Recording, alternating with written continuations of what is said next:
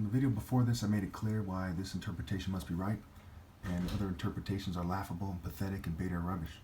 Alright, so Isaiah 54. The future glory of Zion. Satan continues to abuse people on earth. In righteousness, the righteous go to heaven, and no weapon formed against them will prosper. So, obviously, just like when they kind of try to confound my speech, do you think they're really winning? They're acting like beta frat guys that just got done molesting a child, okay, giggling, like sniveling little kids. Some of them are 50 years old, some of them are old Freemasons, okay? And they're certainly operating on behalf of the old people. So can you imagine old people see themselves as more masculine and civilized than I am, ordering people to fucking harass me because I'm being morally precise? You think that's a weapon that prospers? You know how fucking crazy you'd have to be to think that they're prospering right now? My goodness, I gotta explain this shit. No weapon formed against you will prosper, nor will they prospar, because when someone who with maturity looks at this, they think that, and they know that they're bitches, and that I'm manning the fuck up. Something that their entire family line has never done for a moment. You call that prospering? Obviously I win. Okay, so chapter 55. Invitation to the thirsty. The righteous thirst for righteousness and obey God through me, and they drink because they obey God through me. The wicked need to give up their ways. They need to forsake their thoughts. Okay? So they talk about mind control. They're forcing people to think like evil people, but not until these people had been walking in the way of wickedness on the paths of injustice, and the devil caught them like, aha, and made a deal with them, and now they won't receive God through me, the only way God comes in. They need to forsake those thoughts. Whatever they think that has them not obeying God through me, they need to give it up.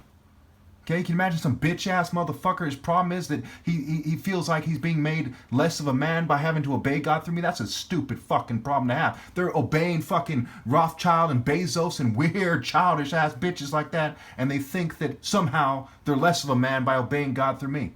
Okay, it's like, I'll tell you real quickly in a summary. A tale of two fucking people. One's a bitch-ass, corporate, sniveling, weasel-ass, privileged brat, and one's the top martial artist ever. Which one should you obey? Okay? End of story. Anyway, where was I? All right. See, in 55, they talk about how they made David the ruler because of his single combat challenge, like my single combat challenge. All right, so David was sent forth. The spirit of David was sent forth to gather and to get people to return to heaven.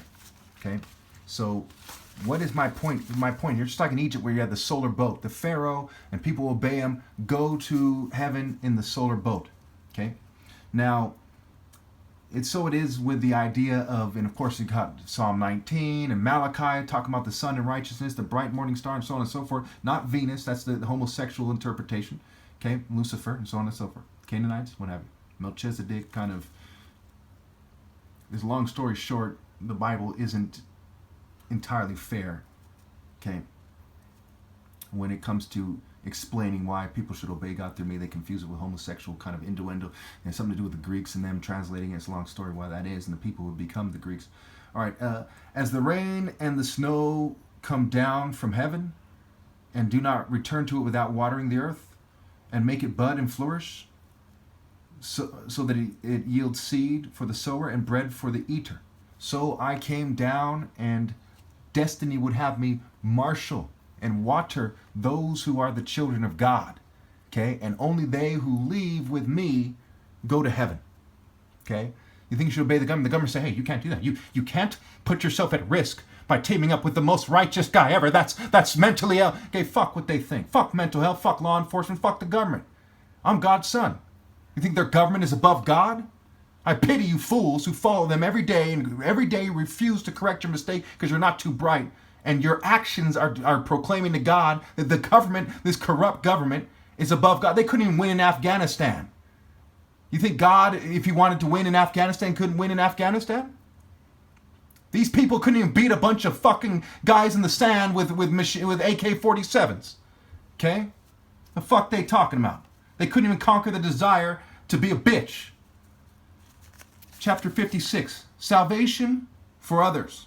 Maintain justice and do what is right.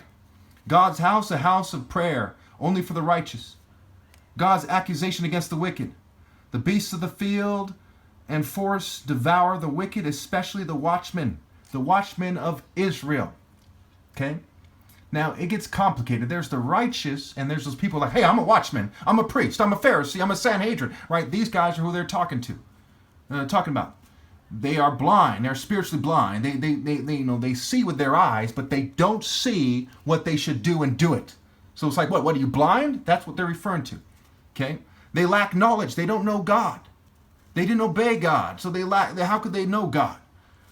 And they didn't keep the greatest commandment, love thy God with all thy heart, all thy mind, all thy being.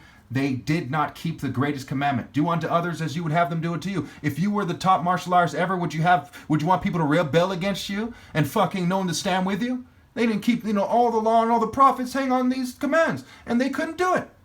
They're blind fools. They're mute dogs. They love sleep dogs with mighty appetites. That's what they say. They're shepherds that lack understanding.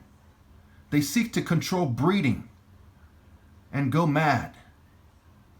Mighty appetites for the bread, right? The breeding, for the vines, right? The ravines, right? Raw vines. 57. I'll end after 57 because 58 I put quite a bit of notes on 58 scriptures. Okay.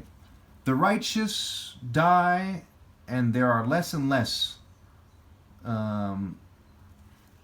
And the point is to spare them from evil. So the righteous pass away. The righteous are taken away to be spared from evil, and no one takes it to heart.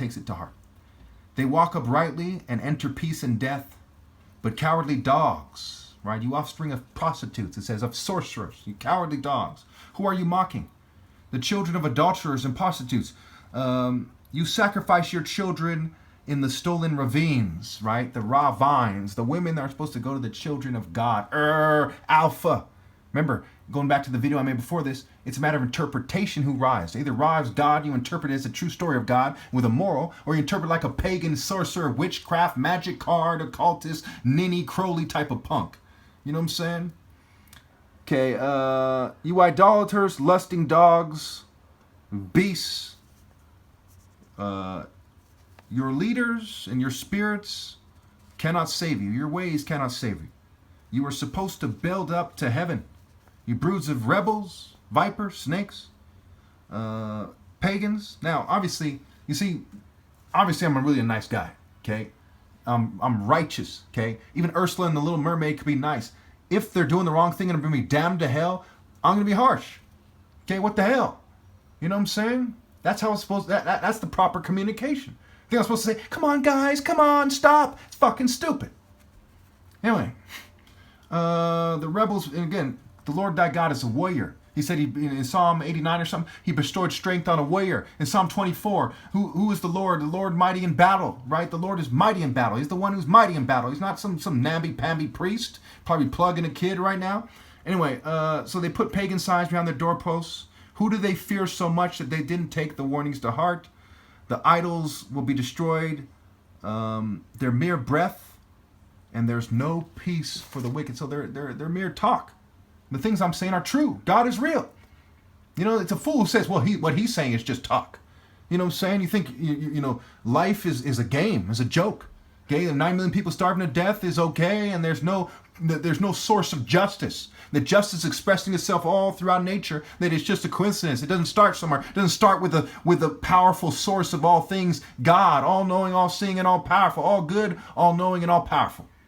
Okay, it's stupid to think that me talking about this is just talk. The kingdom of heaven is not a matter of talk. It's a matter of power.